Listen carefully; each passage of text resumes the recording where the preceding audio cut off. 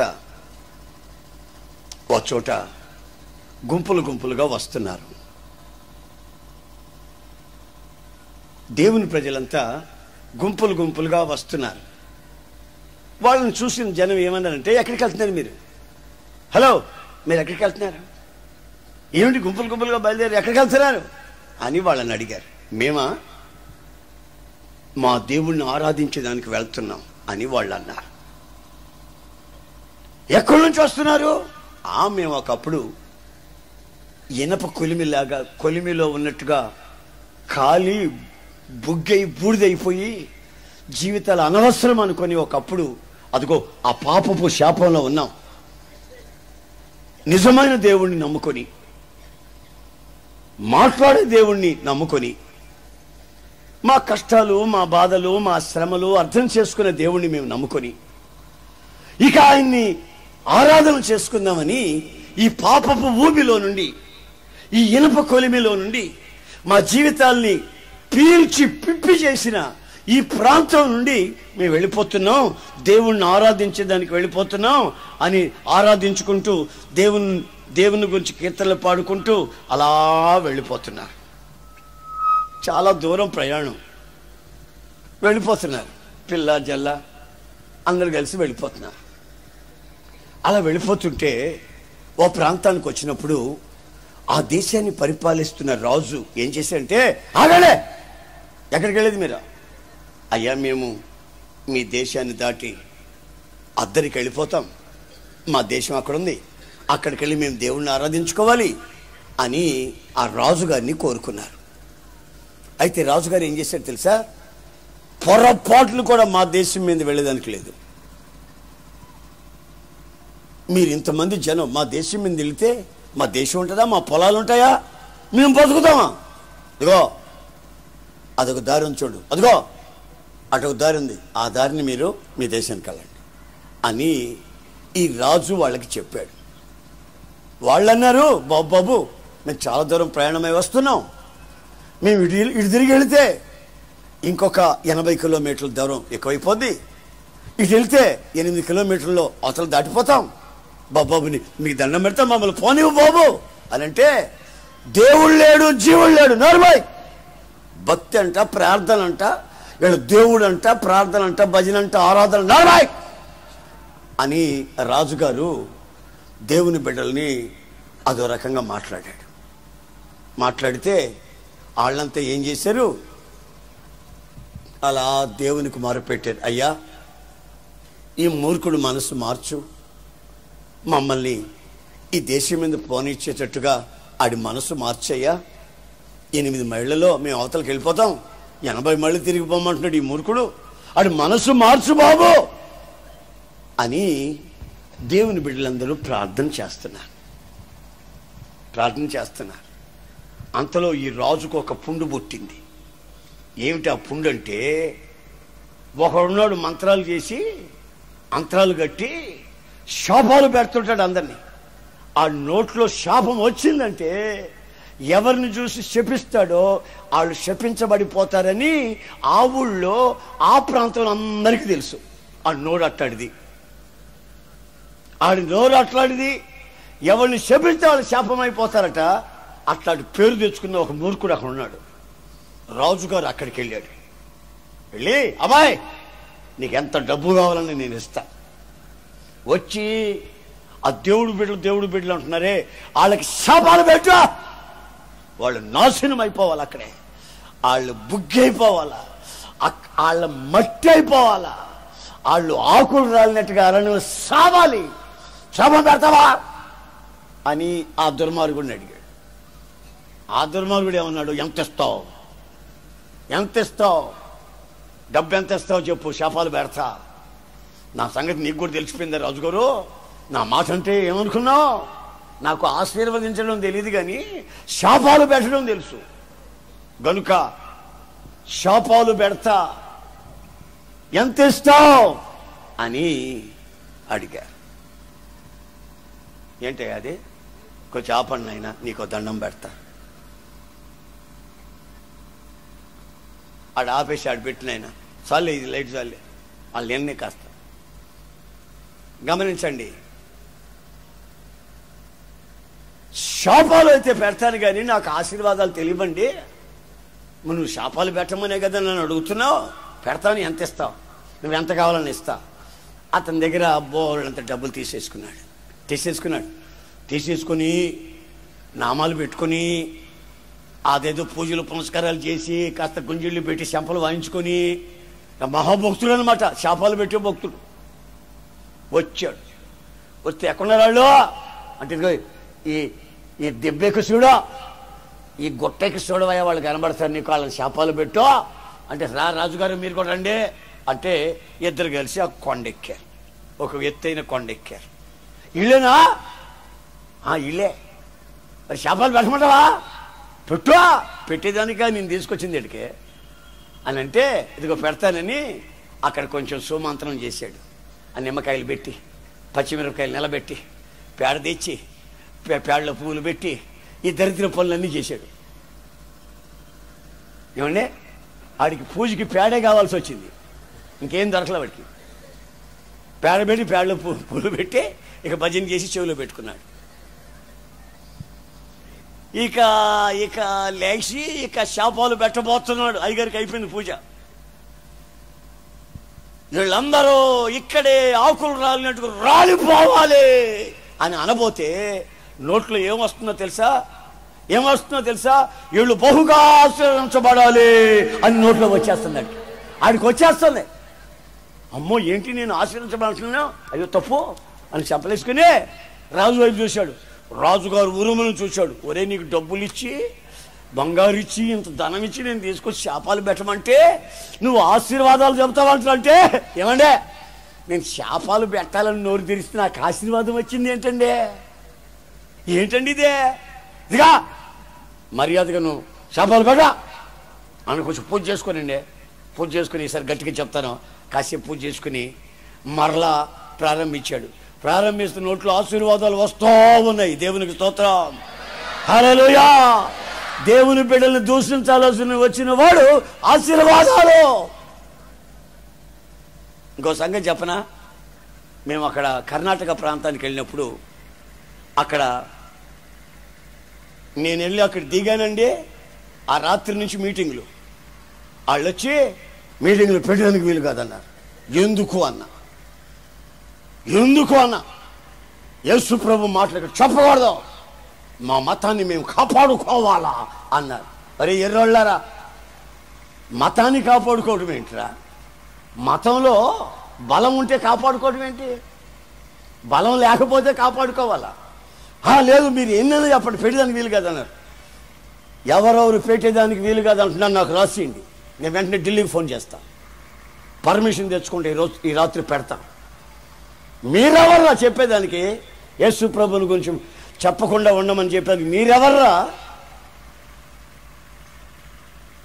మేము ఫలానా వాళ్ళమే, మీటింగ్లు పెట్టనట్టు లేదని మీరు పేరు రాసి మీ అడ్రస్లు రాసివో, కారణం చెప్పండి, నేను వెంటనే ఫోన్ చేస్తా హైదరాబాద్కి, పర్మిషన్ తెచ్చుకుంటాను.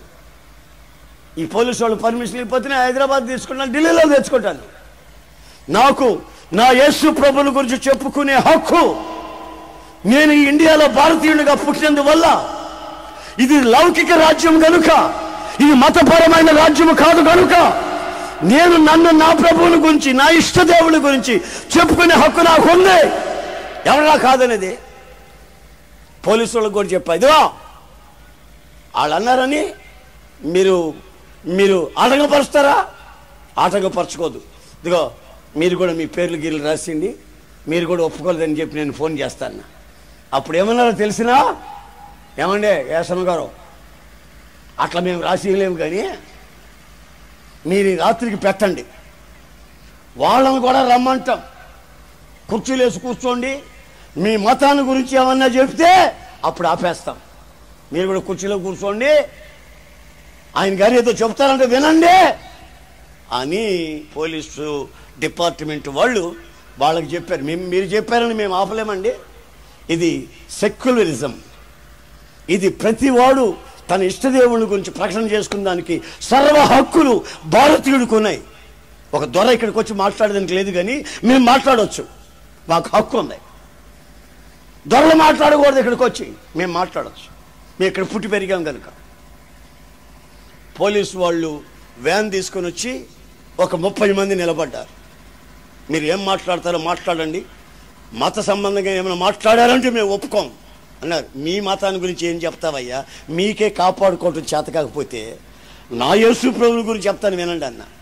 వీళ్ళు వచ్చి కుర్చీల్లో కూర్చున్నారు. ఏది వాళ్ళ మతం కాపాడుకోవాలనే వాళ్ళు. ఇక వైర్లెస్ కనెక్షన్లు పెట్టారు, అన్ని పోలీస్ స్టేషన్లకు వైర్లెస్ కనెక్షన్లు పెట్టారు. ఇక్కడ మాట్లాడే మాటలు గుర్తుపట్టండి, ఇది రేపు ఎల్లుండి జరగనీయకుండా ఆపాలి అని అన్ని కనెక్షన్లు ఇచ్చారు. ఆ రోజు వాక్యం చెబుతున్నాను, పోలీసు వాళ్ళు విన్నారు. ఆ మతపరమైనటువంటి పెచ్చోళ్ళు ఉన్నారే, మతం అనే మతం కలిగిన వాళ్ళు విన్నారు. వీళ్ళంతా విన్న తర్వాత ఉసూరుమంట ప్రార్థన చేసుకుంటా, నేను ప్రార్థన చేస్తున్నా, వాళ్ళు ఉసూరుమంటలు వేసి మన గురించి ఏం మాట్లాడలేదు. ఆయన యేసు ప్రభువో అని చెప్పాడు. వాళ్ళని గురించి చెప్పేదానికి ఏముందండి, యేసు ప్రభు నువ్వు చెప్పుకునే దానికి రాత్రింబళ్ళ చెప్పుకున్న తనివి తీరదాం. ఆయన పరిశుద్ధుడు. తర్వాత కొంతమంది రోగులు ఎవరో వచ్చారు, వాళ్ళకి నేను ప్రార్థన చేస్తున్నా. వాళ్ళల్లో 2-3 కింద పడ్డారు. పడ్డ తర్వాత వీళ్ళు వచ్చి ఎందుకు పడ్డారు అని అడిగారు. పడ్డా వాళ్ళని అడగండి అన్న.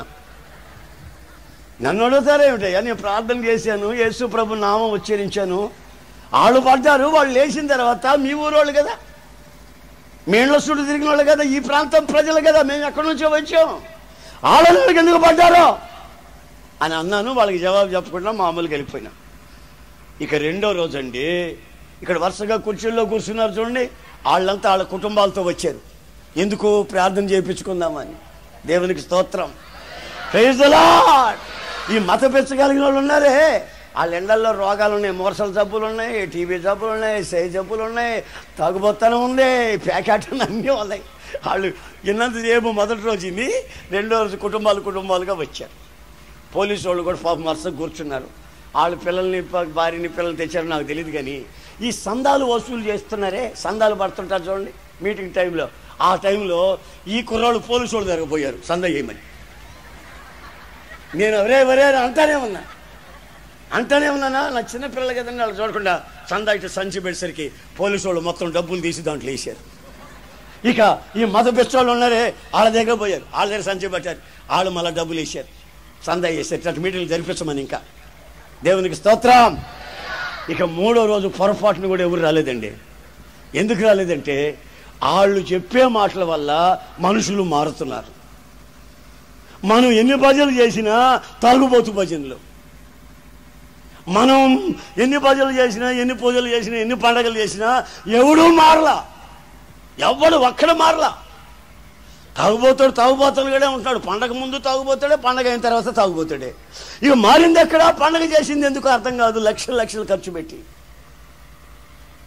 ఇదిగో వాళ్ళ బ్రతుకుల్లో వాళ్ళు చెప్పే మాటలకి త్రాగుబోతులు మారుతున్నారు, పేకాటగాళ్ళు మారుతున్నారు, నరహంతకులు మారుతున్నారు, బందిపోడు దొంగలు మారుతున్నారు, విభిచారులు మారుతున్నారు. సమాజానికి వాళ్ళు చేస్తున్న మేలు ఏమిటో ఒక్కసారి ఆలోచించు.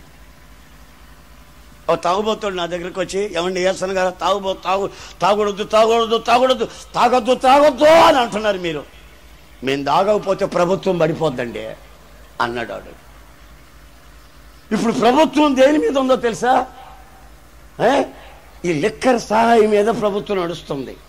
మేము తాగకపోతే ప్రభుత్వం పడిపోద్ది. మేము తాగితే మేము ఒక్కరిమే పడతాం, మేము తాగితే మేము పడతాం, మేము తాగకపోతే ప్రభుత్వం పడిపోద్ది. మీరు తాగొద్దని చెప్తున్నారు ఏమిటండి అని అంటాడు. దేవుడి దయ వల్ల ఇప్పుడు ఆ చీప్ లిక్కర్ తాగిన వాళ్ళందరూ సస్తున్నారు. రోజు పేపర్లు ఇదే గొడవ. తాగిన వాళ్ళు మొత్తం చస్తున్నారు. వాళ్ళకి దేవుని అద్భుతమైన క్రియ ఏమిటంటే తాగుబోతులను మార్చేదానికి ప్రభు ఒక అద్భుత క్రియ. ప్రభుత్వాలే ఈ దేశాన్ని పరిపాలించాలి అని కోరుకున్నాం. తాగుబోతుడు ఎవడైనా, త్రాగుడిని అమ్మేవాడు ఎవడైనా పడిపోవాలి. ఎందుకంటే ఎన్నో కుటుంబాలు త్రాగుడు వల్ల శాపానికి గురైపోతున్నాయి. త్రాగుడు వల్ల మనిషి పశువు అయిపోతున్నాడు. మనుషుల్ని పశువులు చేసి ప్రభుత్వాలు చేయడం అనేది మామూలు పని కాదు. అది ద్రోహం, సమాజానికి ద్రోహం, ప్రజానికానికి ద్రోహం. కనుక నా ప్రియమైన సహోదరులారా, నేను చెప్తున్నటువంటి యేసుక్రీస్తు మాటల ద్వారా సమాజం ఈ రోజున మంచితనానికి, సమాజం ఈ రోజున పవిత్రతకి, నీతికి, నిజాయితీకి నిలబడాలని యేసుక్రీస్తు యొక్క మాటలు వాళ్ళ జీవితాల్ని పవిత్రతలోనికి నడిపిస్తున్నాయి. దేవునికి స్తోత్రం, హల్లెలూయా. కుటుంబాలు చక్కబడుతున్నాయి, కుటుంబాలలో ఉన్న శాపాలు తొలగుతున్నాయి, కుటుంబాలు ఆరోగ్యంగా ఉంటున్నాయి, త్రాగుబోతులు మారుతున్నారు, కుటుంబాలుగా విప్లవాత్మకమైన మార్పుని తీసుకొని వచ్చి పెడుతున్నాయి. నేను ఒక్కడిని మారాను ఆ రోజున. అది 1964 సంవత్సరం. ప్రభు నాకు వెలుగును చూపించి, ఒక జ్యోతిరమైన వెలుగు నాకు కనిపించి ఆయన నా జీవితాన్ని మార్చాడు. అంతటితో ఆయన సరిపెట్టుకోలేదు, నా నోట ప్రభు మాట ఉంచాడు. అందువల్ల ఆంధ్రదేశంలో, ఇండియాలో, దేశాలలో, ప్రపంచమంతా అనేకుల జీవితాలకి ఈ ఒక్కని ద్వారా క్షేమము కలిగేటట్లు చేస్తున్నాడు. మీరందరూ మారారనుకోండి, ఇక ప్రపంచంలో, ఇక మన భారతదేశంలో యేసయ్యని తప్ప మరొకరికి దండం పెట్టేవాళ్ళు ఉండరు. కారణం ఏంటంటే యేసయ్య సజీవుడు, మాట్లాడుతున్నాడు. యేసు ప్రభు సంచరిస్తున్నాడు. యేసు ప్రభు నీ కన్నీళ్లు తుడుస్తున్నాడు. ఆయన హృదయం బండ కాదు, ఆయన రాతి బండ కాదు. కనికరము కలిగిన వాడు, దయా దాక్షిణ్యాలతో నింపబడిన వాడు, మనిషి జీవితాన్ని మార్చగలిగిన వాడు, పాపాన్ని క్షమించగలిగి శుద్ధి చేయగలిగిన వాడు, పవిత్రమైన మార్గములో నీ చేతిని పట్టి నడిపించగలిగిన సమర్థుడు, శక్తి గలవాడు. ఆయన పేరు నజరేయుడైన యేసు. నజరేయుడైన యేసు. మనిషికి ఈ రోజున అవసరమైనది నజరేయుడైన యేసు. మనిషి వర్షవాయులు తప్పి పశుప్రాయుడైతే, మనుషులు త్రాగి పశువైతే, ప్యాకెట్ ఆడి మానవత్వాన్ని కోల్పోతే, వ్యభిచారంలో చిక్కుకొని శపించబడిన రోగాల మయమైపోతే, మనిషికి ఈ రోజున అవసరమైనది నేను ప్రకటిస్తున్న యేసుక్రీస్తు.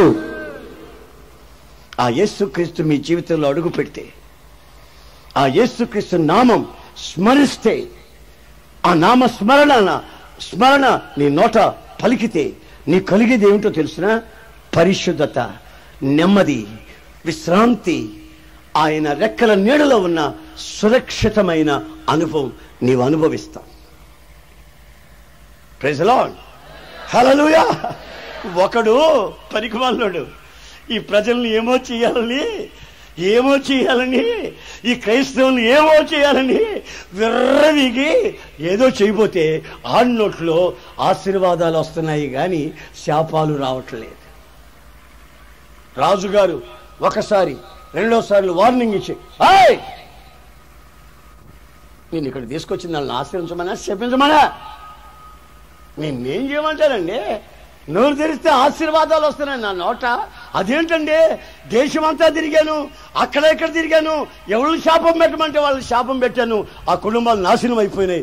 అయితే ఏళ్ల విషయం ఏమిటో కానీ నేను నోరు తెరిస్తే ఆశీర్వాదాలు వచ్చేస్తున్నాయండి. కాసేపు ఆగండి బాబా, కాసేపు ఆగండి, ఏంటో సంగతి తెలుసుకుందాం, ఆగండి అని ఆకాశం వైపు కన్నులెత్తిలా చూస్తున్నాడు. చూస్తూ ఉండేసరికి జీవము గల దేవుడు కనిపించాడు. ఆమేన్. జీవం గల దేవుడు కనిపించి, నేను ఆశీర్వదించే ప్రజల్ని శపించేదానికి నీవెవడవురా? నేను ఆశీర్వదించే ప్రజలరా వాళ్ళంతా, శపించడానికి నీవెవడవురా? అసలు నా ప్రజలను ఆశీర్వదించడం నాకు ఎంత ఇష్టం అనుకున్నావు? నువ్వు శపించడానికి వచ్చావు, నీ వల్ల కాదు, నీకు చేత కాదు రే, నీకు చేత కాదురా అని దేవుడు మాట్లాడాడు. వెంటనే ఈడేం చెప్పాడు తెలుసా? రాజుగారితో, అయ్యా దేవుడు వాళ్ళని ఆశీర్వదిస్తుంటే వాళ్ళ దేవుడు శపించేదానికి నేనెవరినండి బాబు? నా వల్ల కాదు, నీకు దండం పెడతా బాబు, నీ డబ్బు నీకు ఇచ్చేస్తాను. నా వల్ల కాదు బాబు, వీళ్ళని శపించేదానికి నా వల్ల కాదు బాబు అని దండం పెట్టాడు. వెంటనే రాజు అడుగుతాడు, ఆశీర్వదించేదానికి వాళ్ళలో ఏముంది? ఆశీర్వదించేదానికి ఏముంది? శాపం వాళ్ళ మీదకి రాకుండా ఆటంకపరిచేది ఏమిటి అని ఇతను అడిగారు. ఇతను అంటాడు, నేను నా కళ్ళు తెరవబడిపోయినాయి నాయనో, ఇంతవరకు వీళ్ళని శపించాలని డబ్బు పెచ్చబట్టి వచ్చాను, ఇప్పుడు నా కళ్ళు తెరవబడిపోయినాయి గనుక వీళ్లలో ఆశీర్వాదానికి అర్హత ఏమిటంటే, వాళ్ళలో నేను ఎంతసేపు చూసిన ఈ జనాన్ని కొండ మీద నుండి వాళ్ళలో నాకు దోషము కనబడటం లేదు. వాళ్ళలో వంకరతనం, క్రికెట్ మైండ్, వంకరతనము వాళ్ళలో నాకు కనిపించట్లేదయ్యా. వాళ్ళలో వంకరతనం లేదు, యథార్థత ఉంది. వాళ్ళలో దోషము లేదు, వాళ్ళు పవిత్రమైన మనుషులయ్యా. వాళ్ళలో ఏమాత్రం దోషం కనబడినా నా శాపాలు వాళ్ళ మీద పడిపోతాయి బాబు. వాళ్ళ మీద దోషం లేదు, వంకరతనం లేదు. నేను శపించబోతుంటే ఆశీర్వాదాలు వస్తున్నాయి, నేను శపించే మాటలన్నీ నాకు వెనక జరుగుతున్నాయి బాబు. నేను వాళ్ళని శపించలేను. ఇశ్రాయేలీలు అనే దేవుని బిడ్డలు వస్తూ ఉంటే వాళ్ళని శపిస్తే ఆ శాపాలు వాళ్ళ మీదకి పనిచేయట్లేదట. కారణం ఏమిటంటే వాళ్ళలో దోషము కానీ వంకరతనము కానీ లేదు. ఏమి లేదండి, చెప్పాలి గట్టిగా, ఏమి లేదు. కొంతమంది నా దగ్గరకు వచ్చి ప్రార్థన చేయండి, పాదిరి గారు, యేసమ్మ గారు ప్రార్థన చేయండి, మమ్మల్ని దీవించండి, మమ్మల్ని ఆశీర్వదించండి అని అడుగుతారు. ఏది ఆశీర్వదిస్తామని దగ్గరికి పోతే వాళ్ళ దగ్గర సొట్టకొంపు. ఆశీర్వదిస్తామని దగ్గరికి వెళితే జేబులో సిగరెట్లు, పొగాకు. ఒక ఇంటికి వెళ్ళాను నేను, ఏమండి మమ్మల్ని ఆశీర్వదించండి అని. అది దించుదామని అక్కడికి వెళితే ఆ ఇంట్లోకి పోతే అర్ధనగ్నంగా ఉన్నటువంటి క్యాలెండర్లు మూడు పెట్టారు వరుసగా, అర్ధనగ్నం. ఈ మధ్యలో ఉండేవాడేమో అదో రకంగా ఉన్నాడు, ఆడో మగో తెలియట్లేదు నాకు. ఈ పక్కన ఒక మనిషి కూర్చొని ఉంది, ఈ పక్కన ఒక మనిషి కూర్చొని ఉంది. అట్లాంటి దరిద్రపు క్యాలెండర్లన్నీ ఇంట్లో పెట్టుకొని ఉన్నారు. ఇప్పుడు భర్త ఎవరితోనైనా పక్క మనిషితో మాట్లాడుతుంటేనే రొసరొసలాడుతుంది ఈ మనిషే, మరి ఈ క్యాలెండర్ ఎందుకు పెట్టుకుంది ఇంట్లో? భర్త, ఈ మనిషి భర్త ఆ పక్కింటి వాళ్ళతో ఏదో మాట్లాడుతున్నాడండి, ఏదో రైల్లో ప్రయాణాల సంగతి ఏదో మాట్లాడుతుంటే రొసరొసలు అబ్బో తాకువసిన కుక్కలాగా తిరిగిందే. మాట్లాడొద్దు నువ్వా, ఏమన్నా నీకు మాట్లా, ఇంట్లోకి రా అని పిలిచిందే. మరి నీ ఇంట్లో తగిలించుకున్న బొమ్మలేంటి, ఫోటోలేంటి, ఇటొక మనిషి కూర్చుంది అటొక మనిషి కూర్చుందే. ఆ ఇంట్లో దోషం. ఒక ఇంట్లోకి వెళితే అక్కడ సీట్ల ప్యాకెట్లు ఉన్నాయి ఇంట్లో, ఇంకొక ఇంట్లోకి వెళ్తే బ్రాందీ సీసాలలో ఈ సీపు లిక్కర్ పొట్లాలు ఉన్నాయి. ఈ మధ్య ఒక తల్లి నన్ను పిలిచింది, ఇంటి ముందు నిలబడుకొని, ఏమండి మీరు ఏసన్న గారేనా అని. అవునమ్మా. అటు పోతున్నాను నేను, ఇంకోరింట్లో ప్రార్థన చేద్దామని. మీరు ఏసన్న గారేనా? అవునండి. అయ్యయ్యా నాకు ప్రార్థన చెయ్యన్న. పాపం ముసలామి పెద్దామి పిలిచింది అని చెప్పి, రమ్మ ఇంట్లోకి రా, రోడ్లో ఎందుకు, ఇంట్లో ప్రార్థన చేస్తామంటే, అమ్మ ఇంట్లోకి వద్దాను, ఆయన నీకు దండం పెడతా, బాబా నీకు దండం పెడతా. ఏమిటి సంగతి అన్న, ఇంట్లో నా రెండో కొడుకో పెళ్లి కాలేదాడికే, ఆడు అక్రమ సంబంధంలో ఉన్నాడు ఇంట్లో.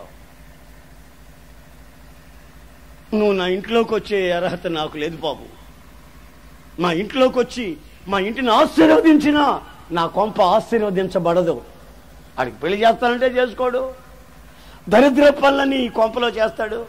నేను ముసలిదాన్ని, అయ్యా మనకు తగదురా, మన ఇంటో వంట లేని పనులు చేద్దురా అని కాళ్ళు పట్టుకుంటే కాలుతో కొట్టాడయ్యా నన్ను. ఆడు దుర్మార్గుడు, నీచుడయ్యా. ఆ కొంపలోకి మనం అడుగు పెట్టకూడదయ్యా. అయ్యా నాకు ప్రార్థన చేయి బాబు. నడి రోడ్లోనే మోకరించింది ఆ తల్లి. ఆ తల్లికి తెలుసు అపవిత్రత ఉన్న చోట, అపవిత్రత దోషము ఉన్న చోట దేవుడు ఆ ఇంటిని ఆశీర్వదించడనే సంగతి ఆ తల్లికి తెలిసి, అయ్యా నన్ను ఆశీర్వదించయ్యా, ఆ కొంప ఆశీర్వదించబడదయ్యా నాకు తెలుసయ్యా, నీచమైన పనులను చేస్తాడు. ఈమె నాతో ప్రార్థన చేయించుకున్న 2-3 నెలలకే వాడు వచ్చాడు, ఉసూరమంట వచ్చాడు.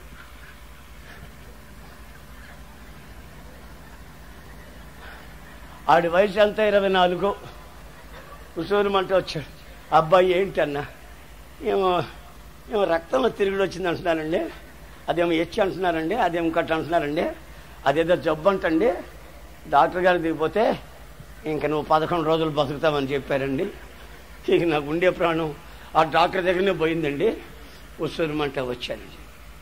ఒరే మీ అమ్మ చెప్పింది కదరా తిరుగుడు తిరగద్దరంటే, తిరగకుంటే ఎట్లా ఉండమంటామండి, వయసు కదండి, మరి పెళ్లి చేస్తాను కదరా, తీసుకుని గుట్టుగా బతకపోయావంటరా, ప్రపంచమంతా గుట్టుగా బతకాలని కదరా యేసు ప్రభు చెప్పింది, నీ తల్లి కాళ్ళు పట్టుకొని చెప్పింది కదరా, విన్నామంటరా? ఏమనండి, నా పరిస్థితి బాగాలేదండి. బాగా ఎట్లుంటుందండి, తిరిగిన తిరుగుళ్ళు ఎట్లాంటివండి, మామూలు తిరుగుళ్ళు అండి, నువ్వు తిరిగిన తిరుగుళ్ళు. నేను ప్రార్థన చేసి పంపించా. 11 రోజులు డాక్టర్ చెప్తే వాడు 6వ రోజే చచ్చిపోయాడు. 6వ రోజే చచ్చిపోయాడండి.